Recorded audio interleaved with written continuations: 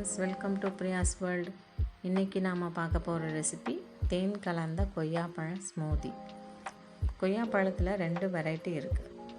உள்ளே இருக்க சதப்பகுதி ஒன்று வெள்ளையாக இருக்கும், இன்னொன்று நல்ல சிவப்பாக ரெட் கலரில் இருக்கும்.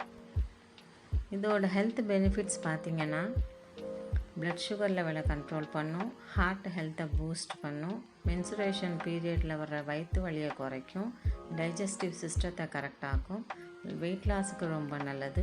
இது ஆன்டி கேன்சர் எஃபெக்ட் இருக்குது, நம்மளோட இம்யூனிட்டியை நல்லா பூஸ்ட் பண்ணும். இது ஸ்கின்னுக்கு ரொம்ப ரொம்ப நல்லது. கொய்யாப்பழத்தை முழுசாக போட்டிங்கன்னா அது பிளெண்ட் ஆகாமல் அந்த விதையெல்லாம் அப்படியே இருக்கும், அது சாப்பிட்றப்ப நல்லா இருக்காது. அதனால் அதை தனியாக ஸ்கூப் பண்ணி எடுத்துடலாம். இந்த ஸ்மூத்தி பண்ணுறதுக்கு தேவையான பொருட்கள் என்னென்னா கொய்யாப்பழம், பால், ஐஸ் க்யூபும் தேன், அவ்வளோதான்.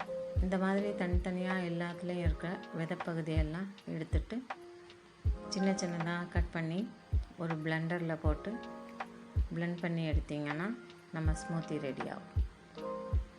நான் கட் பண்ணியிருக்கேன், கட் பண்ணி அதில் எல்லாம் போட்டாச்சு. சில்னஸுக்காக 2-3 ஐஸ் க்யூப்பு போட்டிருக்கேன். ஐஸ் க்யூப்பையும் போட்டுட்டு 2 கப்பு பால் அதையும் ஊற்றி நல்லா பிளெண்ட் பண்ணி எடுத்திங்கன்னா நம்ம ஸ்மூத்தி ரெடி ஆகிடும்.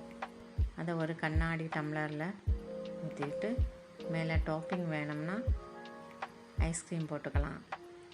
நான் இனிப்புக்காக அதில் 1 டேபிள் ஸ்பூன் தேன் ஊற்றிருக்கேன்.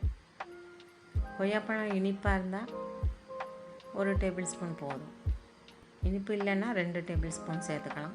நல்லா மிக்ஸ் பண்ணி விட்டுருக்காங்க.